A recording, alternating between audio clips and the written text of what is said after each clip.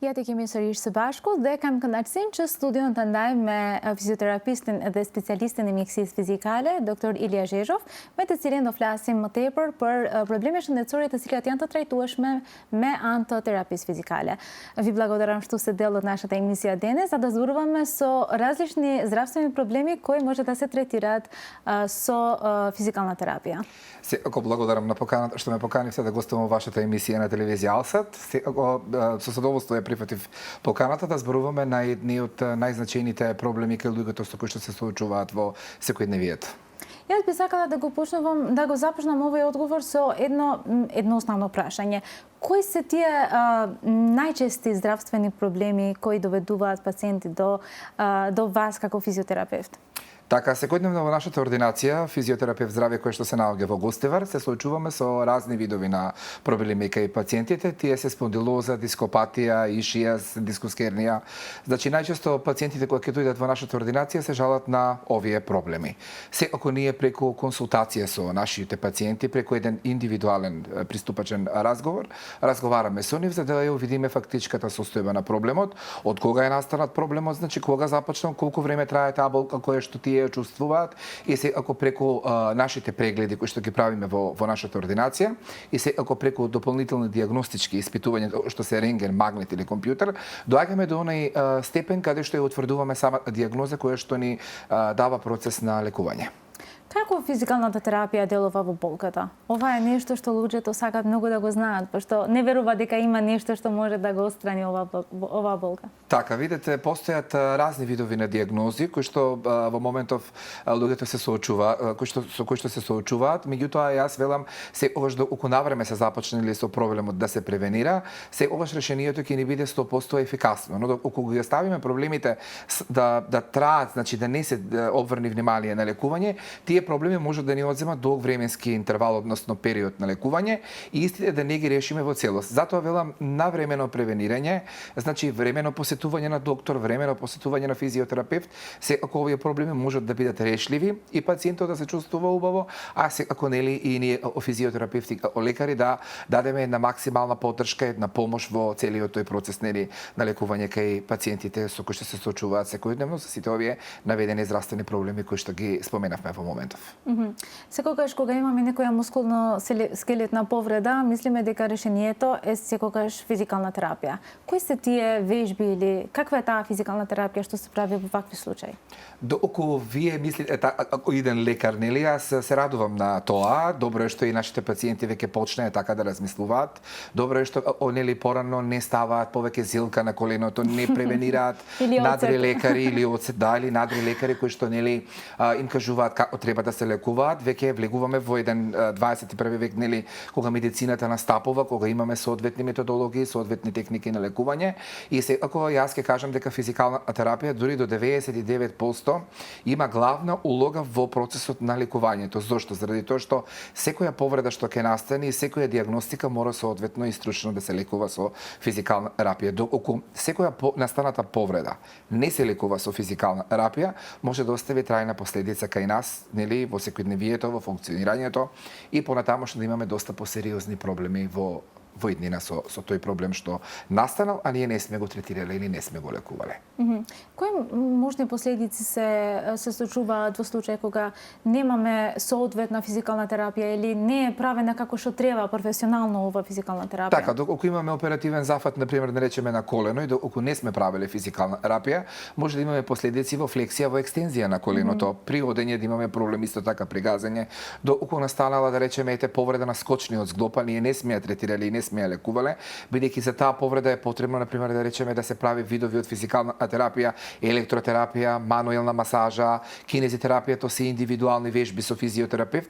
Секако тој зглоб ќе остави последици. Нема да биде исто флексибилен зглобот како што било претходно, доколку не биде истретирано физиотерапевт и доколку физиотерапевтот или лекарот не потврдат дека зглобот е во целост излекуван и пациентот или клиентот може да започне некоја одредена физичка активност или некоја друга активност која што ќе му е потребно да функционира во секојдневието.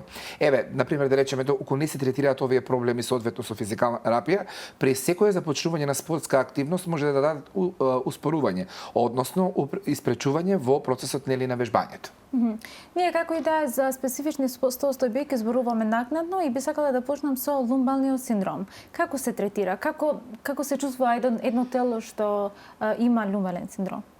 Така, секојдневно, што кажав, сите пациенти се соочуваат со здравствени проблеми, но еден од проблемите во моментов во кој што сега во последниот период, би кажал, во последните 6 до година дена, е ишијасот. Ишијасот е еден од најчестите проблеми со кои што се соочуваат пациентите. Тој започнува, значи, знаат пациентите, е еден од најдолгите нерви во човековото тело, нервус ишијаликус, потекнува од лумбалната кичма на L4 на L5, се протега по задната регија на глутеусот, по задната регија на ногата, значи во коленото кој завршува во петицата. И сега најчесто во зависност од тоа каде е маневрацијата на болката, може да се јави во лумбалната кичма, може да се јави значи во глутеусот, може да биде болката пропратена во колениот зглоб или најчесто долу во скочниот зглоб.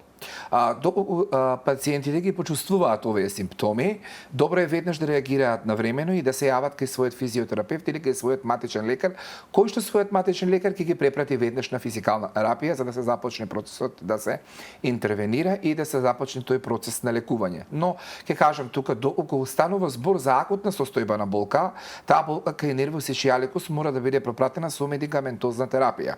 Таа медикаментозна терапија ќе даде еден процес на смирување на болката во одреден период, зборувам од 4 до 5 дена, па веднаш после тоа ќе започне процесот на физикална терапија.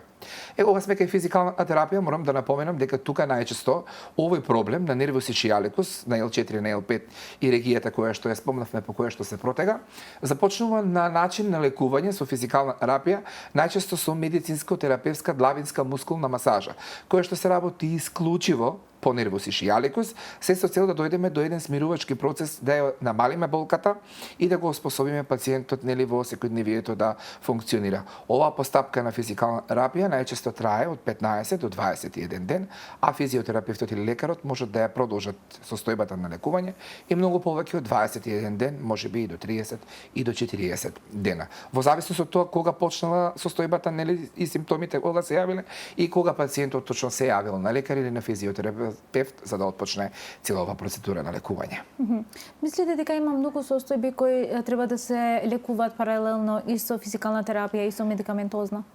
Видете, јас како долгогодишен физиотерапевт, веќе 20 години во оваа област, јас прво што кога ќе го прегледам пациентот и ако увидам дека фактичката состојба е алармантна и има многу голема болка, во тој процес јас најчесто давам прво медикаментозна терапија. Мора медикаментозна терапија да го смири процесот на акутната состојба за да се започне нели со физикална терапија. Не сме веднаш кога имаме јак процес на болка да интервенираме со физикална терапија. Но кај одредени пациенти тоа го сваќаат, а одредени пациенти мислат дека ако се јават на физиотерапевт дека веднаш мора да започнат со масажа, дека веднаш мора да започнат со физикална терапија и дека клучот го гледаат како едно соодветно решение токму во масажата и во вежбите. Не. Јас како физиотерапевт прво што ќе кажеме мора да биде пропратена медикаментозна терапија за да го смири тој процес, а подоцна се ако нели и физикална терапија. Ако болката се појавила 3 до 4 дена и не е толку алармантна, ние може нели секако да интервенираме со одредена масажа или со одредени екстензионални вежби кои што ќе помогнат во целиот овој процес на лекување кај пациентот. Некои диагностики од овие споменатите како што се дископатија, дискосхернија, ишијас или спондилоза не бараат долготрајно лекување, доколку пак ќе кажам пациентот се јавил нели навремено и го започне процесот на лекување токму во тој момент кога е започната и болката. Вие порано спомнавте во врска со операции, значи знаеме дека после една хируршка интервенција треба и реабилитација, било тоа во медикаментозна или физикална, како и да е. Кога зборуваме за физикалната терапија и реабилитација после некои операции, како треба тоа да се прави? Дали мора да се прави? Дали има последици ако не се прави навреме или не се прави како што треба? Како мислите вие? Така, после секоја интервенција на оперативен зафат, докторот дава мислење да се започне бањско лекување. Бањското лекување најчесто трае од 15, како што спомнав, до 21 ден, но пациентот може да одбери да ја прави физикална терапија и надвор од бањско лекување. Тоа може да биде во државната физикална терапија, која што е нели во Скопје, или пак во одредени приватни физикални медицински ординации, каде што се интервенира физикална терапија. И јас ако ме прашате мене како индивидуа, јас дека ќе си одберам да се лекувам индивидуално, приватно, заради тоа што пристапот во приватна ординација вакцинација и во државно здравство е малку поразличен. Јас не велам дека во државно здравство нема да го добиете она соодветно лекување, меѓутоа капацитетот на пациенти е малку поголем, па колегите не можат да постигнат, нели, да го постигнат оној резултат со пациентот во процесот на лекување, па мора нели секако да се направи приватно термин за да се отиде да се лекува пациентот, нели, во подолг временски период, да се посвети малку повеќе време, нели, во лекувањето и така натака. Но клучен сегмент, ќе кажам пак после оперативниот зафат е физикална терапија која што најмалку мора да трае од 15 до 21 ден. Тоа се кинезитерапија, индивидуални вежби со физиотерапевт, медицинска масажа и одредена физикална терапија, односно методологија од електроапаратите, струјата која што е диодинамик, интерферентни струи, магнетотерапија, UV ламба и дополнителна струја која што физиотерапевтот ќе процени дека пациентот треба да ја добие во лекувањето. И овие третмани треба да се добијат независно од полот или возраста, така? Во зависност од тоа каква е повредата, тука не вклучуваме години, нели, битно е да физикална терапија пациентот ја прими соодветно и стручно, од стручно лице и секако, нели, целта на физиотерапевтот и целта на докторот е пациентот да го врати во правобитна состојба. Кога велиме во правобитна состојба, велиме дека пациентот мора да се ако спортувал, значи ако има повреда, ние мора во целост 100% да го вратиме пациентот во функционалност, да го вратиме на спортски терен, да повторно може да вежба, нели, секако, или пак доколку не спортува ништо, имал некоја посериозна повреда, да го вратиме да може да функционира секојдневно во животот и да ги извршува секојдневните обврски во секојдневието. Во последните години многу ни се познати два појми, и тоа артритис и ревматски заболувања, особено ова последното. Како може овие да се третираат со помош на физикалната терапија и дали може да се третираат целосно само со физикална терапија? Така, добро прашање. Јас често им го зборувам и на пациентите, нели, секако. Ревматоидниот артритис мора да знаат пациентите дека е неизлечлива болест. Тоа е прва и основна. Да, но ете со одредени медикаменти, со одредени масти и гелови, кои што, нели, секако локално се нанесуваат на самите места каде што се појавуваат болките, може да се направи еден вид на ублажување на состојбата на болката, а секако физикална терапија, веќе напоменам дека доста делува кај пациентите, се со цел, нели, знаете, да им помогне да се ублажи болката, да можат секојдневно да функционираат во секојдневието без болка, но да се излечи трајно во целост, не, заради тоа што ова е доста прогресивна болест која што најчесто ги напаѓа коските и зглобовите и најчесто би кажал дека 70% од населението страда од ревматоиден артритис. Спомнавте и малку порано за спортистите и ова мислам дека е многу важно за сите тие, особено имам слушнато за тие што играат фудбал, кога има некоја повреда и сакаат пак да се враќаат да играат, особено тие што се во професионална лига. Како може тие да се враќаат пак во нормалната состојба само со физикална терапија или треба да прават уште нешто друго? Видете, во сите други држави физиотерапевтите се еден вид на лекари. Тоа добро е познато и веќе луѓето во 21 век шетаат, одат надвор од државата, ги гледаат, значи, условите за работа, гледаат како светот функционира. Јас велам, не само во сите спортски терени, него и во градинките веќе треба да има физиотерапевти. Знаете зошто идна колешке? Заради тоа што децата веќе не седат право во градинките. Вие може да видите, еве да покажам како дете седи вака. Како дете седи неисправено свиткано. Еве да ги земеме просто во пример мобилни телефони. Ниедно дете не го држи мобилниот телефон право да земи да куца или да игра игрица што и да е, него се децата еве вака наведнати. Замислите што се случува со рбетниот столб и со самите дискуси. Рбетниот столб е прачка составена од пршенски тела и дискуси. Тука веќе настануваат сколиози, кифози и сите оние, нели, посериозни дијагностики кои што подоцна децата ќе имаат навистина потреба од физикална терапија. Споменавте за спортистите. Спортистите секако мора да имаат соодветна физикална терапија. Тоа не мора да биде класична физикална терапија која ќе биде попратена со струја. Но еве, физиотерапевтот да помогне со екстензии на вежби, со масажи да ја зајакнат мускулатурата, да има подобар доток на циркулација, да може таа мускулатура да го издржи тој спортски терен, таа спортска активност на теренот што ќе му биде дадена од самиот тренер. Секако масажата, значи соодветните вежби се клучни да помогнат кај спортистите да имаат добра и цврста мускулатура. Ако дојде до некоја одредена повреда, секако и спортистите подлежат под физикална терапија, па ние ги третираме. Како што кажав, 15 до 21 ден со сите овие методологии од физикална терапија им помагаме полесно да се вратат на спортскиот терен и да ги започнат сите оние спортски активности кои што ги има зацртано сега и во иднина. Спомнав и вие и нас ни се познати кифоза, лордоза, сколиоза и не само овие. Особено кога се случуваат во рани години, например кога зборуваме за деца или адолесценти во моментот кога тие се уште растат. Што треба да се прави? Дали помага на колку помага оствари физикалната терапија во вакви случаи и кога треба да се започнува со вежби, например, за секој поединечно од овие? Така, видите, прво систематскиот преглед е многу клучен од страна на лекарите, кои што го прават кај децата и кај адолесцентите. Систематскиот преглед, преку самиот преглед, докторот значи му пренесува на мајката, на таткото, дека нешто се случува со детето, дека е настаната некоја кифоза или сколиоза. Потоа, родителите се тие кои што треба да ги преземат следните чекори за соодветно лекување на своето дете. Може би кај некои пациенти е алармантно, кај некои не, но не треба да се остави тоа и да не биде пропратено со физикална терапија. Затоа велам, клучно е, после секој систематски преглед, кога ќе се прегледа детето, родителот детето да го однеси дополнително на физијатар и на физиотерапевт. Физијаторот и физиотерапевтот заедно во консултација и преку прегледот ќе направат значи заклучок дали на тоа дете му е потребно физикална терапија, колку време и како ќе биде нели соодветно лекувано и третирано. Затоа велам често да се посетува лекар, често да се посетува физиотерапевт, како што ги правиме превентивните прегледи, значи за зимање крв на 2-3 месеци, добро е да се прават и сите овие останати дополнителни нели прегледи од страна на физиотерапевт.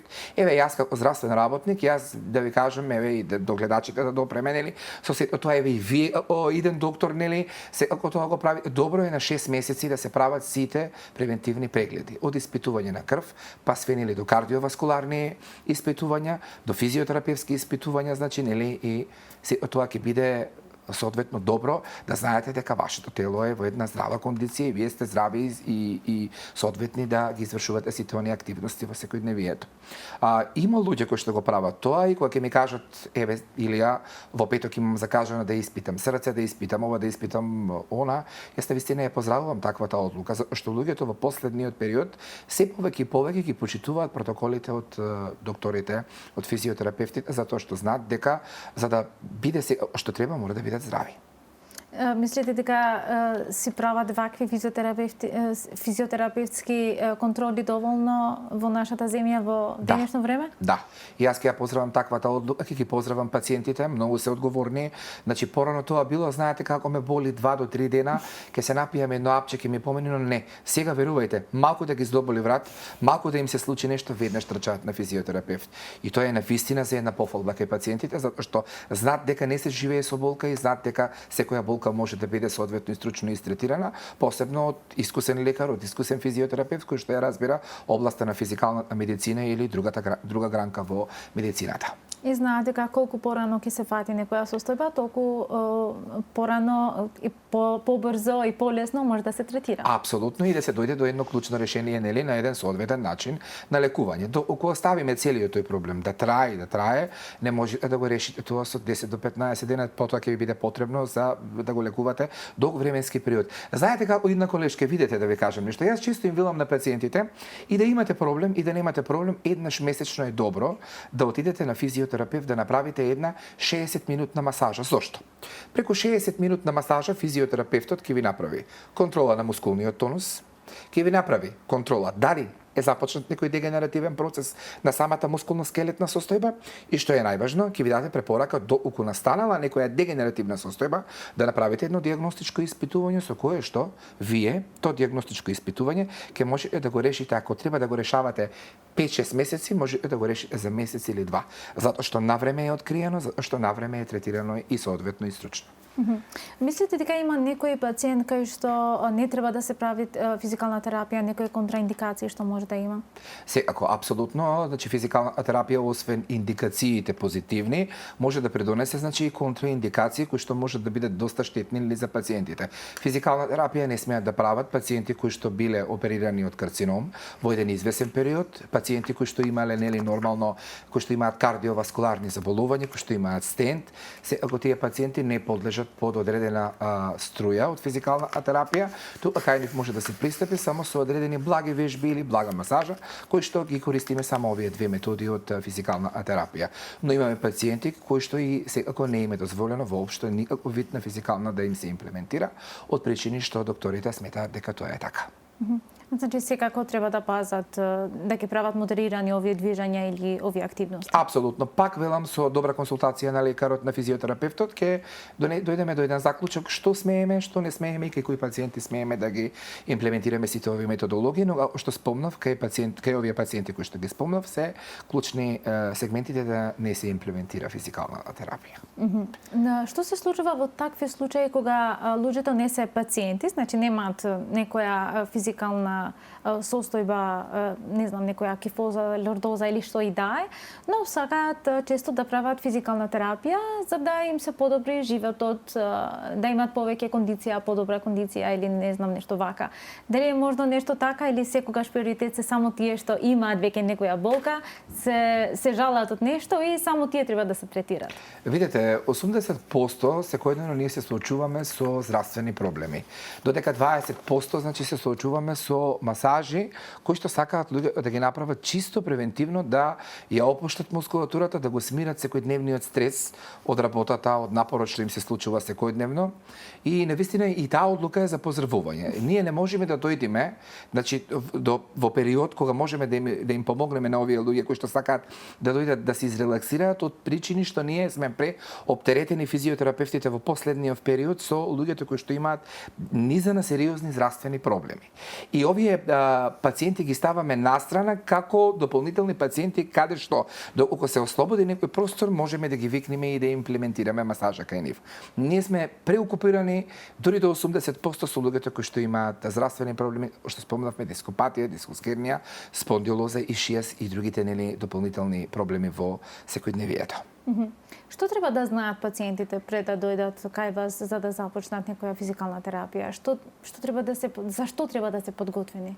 Така, видите, сите пациенти кои ќе дојдат кај нас во нашата ординација, најчесто ние како стручњаци, значи секогаш правиме со пациентите еден консултативен разговор. Вие како лекар, како физиотерапевт, прво мора да го сослушате пациентот што ви зборува. Секако да вие кажи неговата проблематика и секако нели вие врз основа на неговата проблематика да направите да донесете мислење, да направите преглед и доколку има потреба пациентот да го препратите да направи едно дијагностичко испитување од рентген, магнет или компјутер за да ја утврдите фактичката состојба за која што пациентот ви кажува или се сомнева дека е утврдена во одредена регија. Доколку ни потврди рентгенот, магнетот и компјутерот дека станува збор точно за таа дијагноза, ние правиме протоколарен план и програма, преку кој што пациентот го лекуваме. Најчесто лекувањето кај сите овие пропратени дијагностики трае од 10 до 12 дена, но најмногу до 21 ден. Секако тоа е индивидуално помеѓу пациентот и помеѓу физиотерапевтот. Програмата си течи, соодветно со процесот на лекување, значи си ги закажуваме пациентите во одреден термин кој што треба да дојдат, нели секако, и протоколите од методологиите на физикална терапија ги имплементираме во нивниот термин кога го имаат закажано. Од почеток спомнавте дека за разни состојби има разно време на кое се третира, значи на кое се прави ова физикална терапија.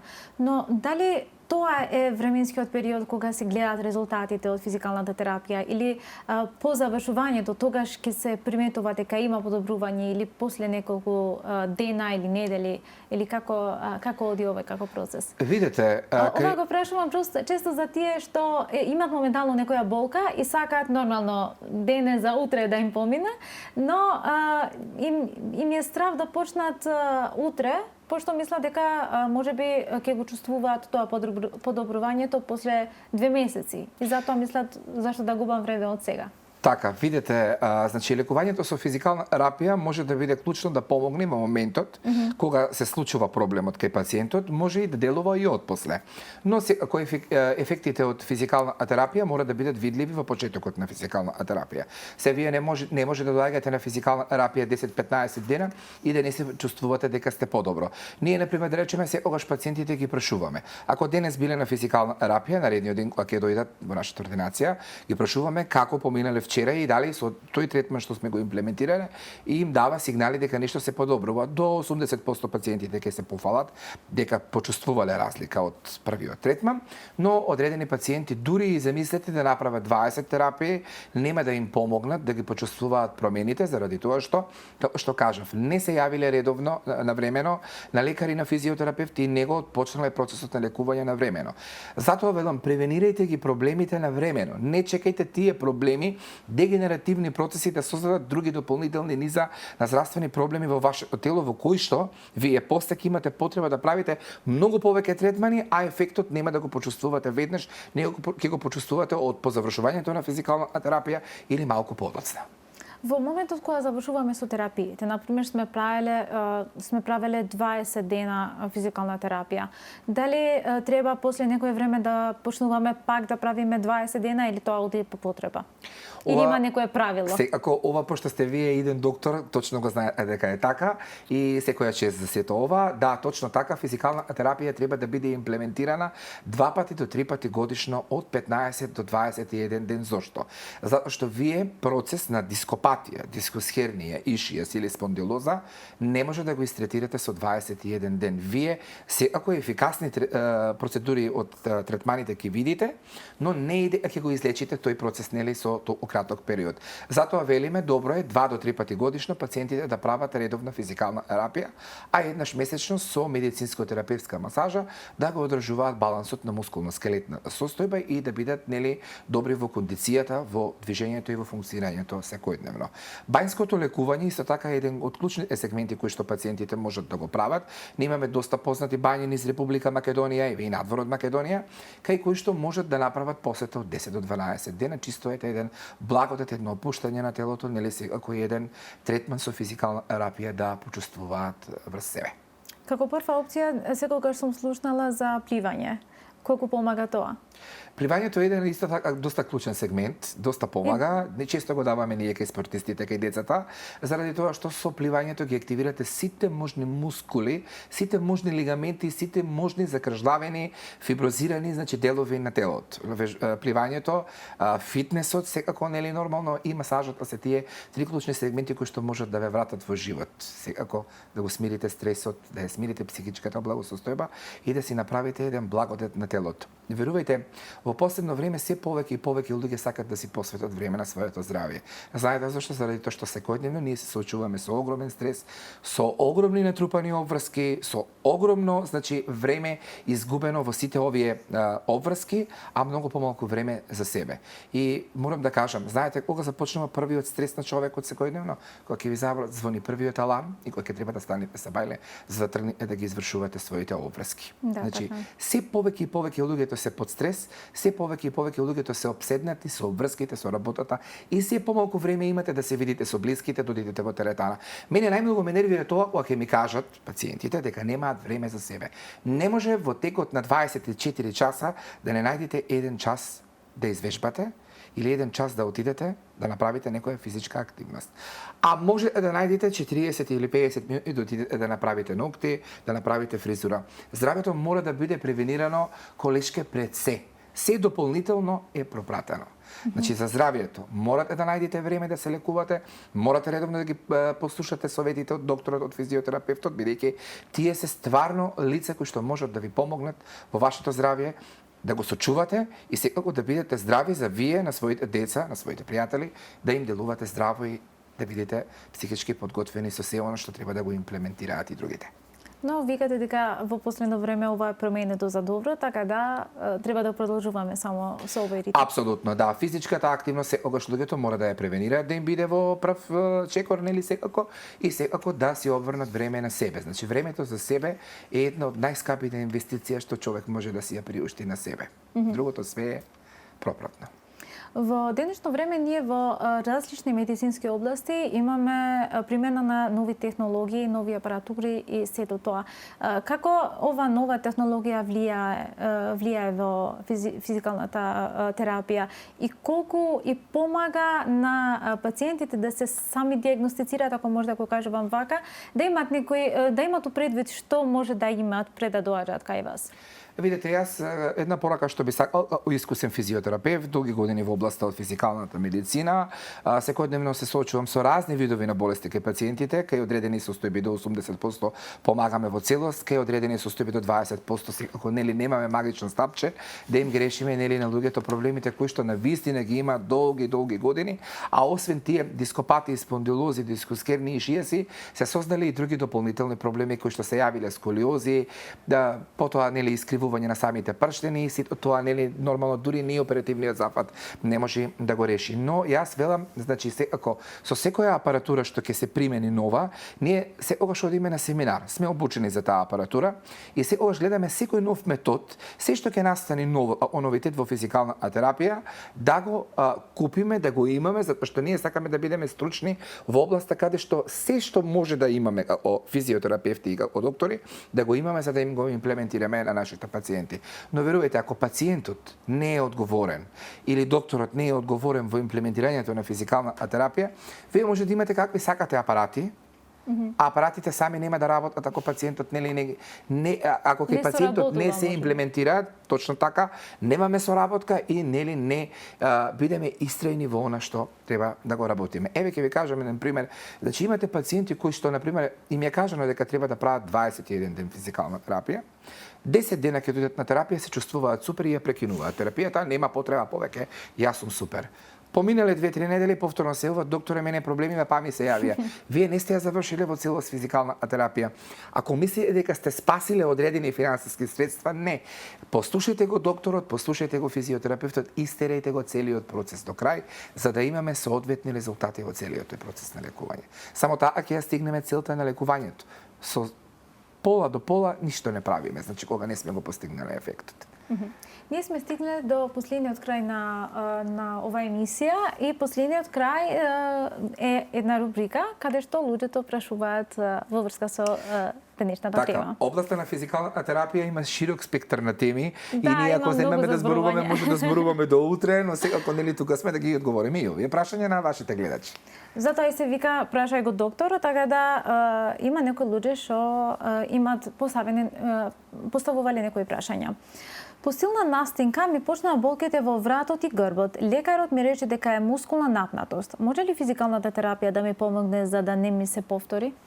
Ако нели кога сме настинати, целата мускулатура не боли, не болат и коските, нели сме омалаксани, така што физикална терапија така во овој процес може да биде клучен сегмент да помогне нели да се направат одредени масажи кои што можат нели да ја опуштат мускулатурата, секако нели да ја вратат самата мускулатура во една правобитна состојба, со тоа да добиеме и една убава енергија. Второто прашање е: работам седнат цел ден, како повеќето од нас, и ми се трнат рацете, особено навечер. Дали ова е синдром на карпален тунел и дали се лекува со посебни вежби? Така, најчесто околу овие пациенти си седнати, најчесто знае да дојде до воспалителен процес на брахијалниот нерв, потоа се јавува трнење во рацете. Јас велам околу ова се случува често. Овие пациенти мора да се консултираат со лекар, со физиотерапевт, за да се направи значи одредено дијагностичко испитување и да се види дали станува точно збор за карпал тунел и доколку станува збор за карпален тунел, секако не е тоа клучно решение дека мора пациентите веднаш операција да направат. Нели секако тука постои прво физикална терапија, да видиме што може физикална терапија да помогне во овој клучен сегмент, па подоцна нели ако може да биде второто клучно решение оперативниот зафат. Но не мора да значи дека станува збор точно за карпален тунел, може да станува збор за премореност, за појава на мускулни болки во одредена легија на вратот. Исто така може да се појават млечни киселини кои што можат да прават значи нели одреден спазам на самата мускулатура во вратот, значи и во грбот, кои што можат да го маневрираат брахијалисот да ги создава овие симптоми на трнење. Другото прашање е вака. Пред 2 месеца искриви зглобот на ногата. Болката се намали, но се уште не можам да трчам како порано. Дали е нормално да трае толку долго и како ви терапија ми препорачувате? Колениот зглоб, рамото и скочниот зглоб се големи зглобови кои што при секоја повреда, значи најчесто лекувањето трае 21 ден, а оспособувањето и враќањето на нормалноста до 6 месеци. Затоа добро е после секоја повреда овие пациенти од месец до 2 да прават пауза од физичка активност. Се со цел да не го маневрираат зглобот и да не го насочуваат кон други дополнителни проблеми. Но ако правеле соодветна физикална терапија би требало да им даде соодветна помош да можат повторно да се вратат на спортски терени и да вежбаат. Секако ги имаат проблемите, консултација со физиотерапевт да видиме што може во тој сегмент да се направи и да им се помогне. Наредното прашање ми беше една од најомилените прашања. По породувањето чувствувам слабост во стомашните мускули и болка во долниот дел на грбот. Дали се препорачува физикална терапија за враќање на силата по породувањето? Ова мислам дека е многу често прашање, особено кај жените, во денешно време и од партнерите за своите партнерки.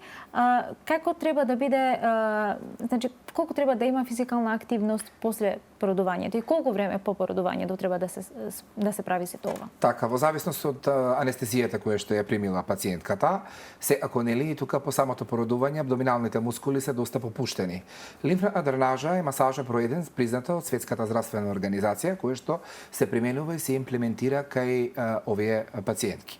Добро е да се направи лимфна дренажа на абдоминалните мускули со цел со дренирање да се зацврстат мускулите и да добиете еден облик и враќање на првобитна состојба на самите мускули на абдоменот. Исто така клучна лимфна дренажа може да биде значи како масажа која што би можела да биде имплементирана на грбните мускули со цел да се помогне во закрепнувањето на родилката која што донела на свет бебе. Имам цервикална спондилоза и понекогаш ми се врти во глава. Дали се доволни физикалните терапии или треба комбинација со лекови? Ова што и дискутирав. Така, да, значи околу станува збор за акутна состојба на болка во цервикалната кичма горе, тогаш пак ќе биде пропратена со медикаментозна терапија, доколку имаме само вртоглавица или спондилоза, овој процес на лекување ако нели ќе биде третиран во соодветно со физикална терапија, кој што ќе помогне физикална терапија пациентот да се врати во правобитна состојба, да му се смират болките и секако нели да работиме во имплементирање, односно и подобрување на самата вртоглавица. Наредното прашање е вака. Баба ми има артроза на двете колена. Дали постои физикална терапија што може да ја олесни болките или тоа е веќе процес на старење? Видите, доколку артрозата ги има опфатено колените зглобови во целост и доколку се раскавиците разјадени, овие делови на колената ќе мора да бидат заменети со вештачки колена. Но доколку е почетна артроза, секако физикална терапија може да биде еден клучен сегмент кој што ќе помогне во процесот на лекувањето, но не и во целосно лекување. Знаеме дека артрозата е состојба која што ги напаѓа раскавиците, односно во разјадување, и секако оваа состојба може само да биде ублажена, но не и во целост излекувана. И последното прашање, иако имаше многу прашања, имам болка во долниот дел на грбот кога се будам наутро. Дали е од дишекот или можеби имам проблем што бара терапија? Видете, колешке, да ви кажам нешто. Порано луѓето не спиеле на дормео душек и не спиеле на соодветни перници и ги имале исто овие проблеми. Овие проблеми се зачестени од причина што луѓето, пак ќе кажам, се слабо физички активни. Секојдневниот стрес, пак ќе кажам, обврските и натрупаните обврски не ви даваат можност да отидете во теретана да извежбате или да пропешачите. Земете физички и активирайте се еден известен период од 3 до 6 месеци, ќе видите како кога ќе станете наутро, ништо не ве боли. Но доколку бидете пасивни и не бидете физички активни, секако пропратеноста на болката, на укоченоста ќе биде постојано присутна. Со ова го завршуваме и овој разговор. Фала ви многу што бевте денес дел од нашата емисија за да ги споделиме овие базични информации, пошто како што рековме, оваа тема е многу широка и може да зборуваме до утре. Мене ми беше навистина чест што со една колешка разговарам на една ваква доста посериозна тема од областа на физикална терапија и секогаш сме тука добредојдени да допреме до вашите гледачи се со она што е проблем и да им помогнеме соодветно во сите овие здравствени проблеми. Благодарам на поканата. Ви благодарам на вас.